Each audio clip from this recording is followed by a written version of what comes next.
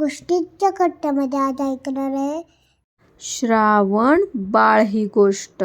अयोध्येच्या जवळ एका खेड्यामध्ये एक श्रावण बाळ राहत होता. तो आपल्या आईवडिलांची खूप सेवा करायचा. त्याचे आईवडील म्हातारे आणि अंध होते.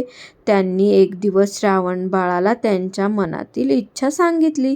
ते म्हणाले, आम्हाला काशी यात्रेला जायचे आहे. त्यावर श्रावण बाळ म्हणाला, हो, मी तुम्हाला घेऊन जाईन.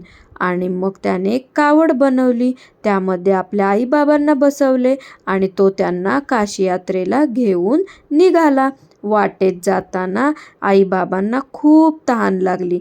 ते म्हणाले, बाळा, आम्हाला खूप तहान लागली आहे. आम्हाला पाणी हवं आहे. श्रावण बाळाने त्यांना तिथे खाली बसायला सांगितले आणि तो एक भांडं घेऊन पाणी आणण्यासाठी निघाला आणि तो पाणी आणण्यासाठी तिथे गेला. पण तिथं दशरथ राजा आले होते. ते एका हरणाच्या पाठीमागे होते. ते शिकारीसाठी आले होते. त्यांना तलावामध्ये श्रावण बाळ पाणी घेत असताना बुडबुड बुडबुड असा आवाज येऊ लागला.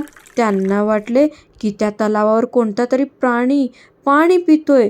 ते हरिण तिथं पाणी प्यायला गेलं असेल किंवा दुसरा कोणता तरी प्राणी असेल.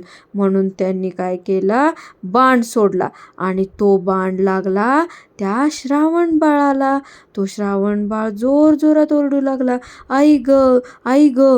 दशरथ राजाच्या लक्षात आले, हा बाण कोणत्या प्राण्याला नाही तर मनुष्याला लागलाय. मग दशरथ राजा तिथं आले आणि ते म्हणाले, बाळा, तू कोण आहेस? तो म्हणाला, मी श्रावण बाळ आहे. माझे आई वडील अंध आहेत. त्यांना खूप तहान लागली आहे. तुम्ही हे पाणी त्यांना द्या. असं म्हणून त्याने आपला प्राण सोडला.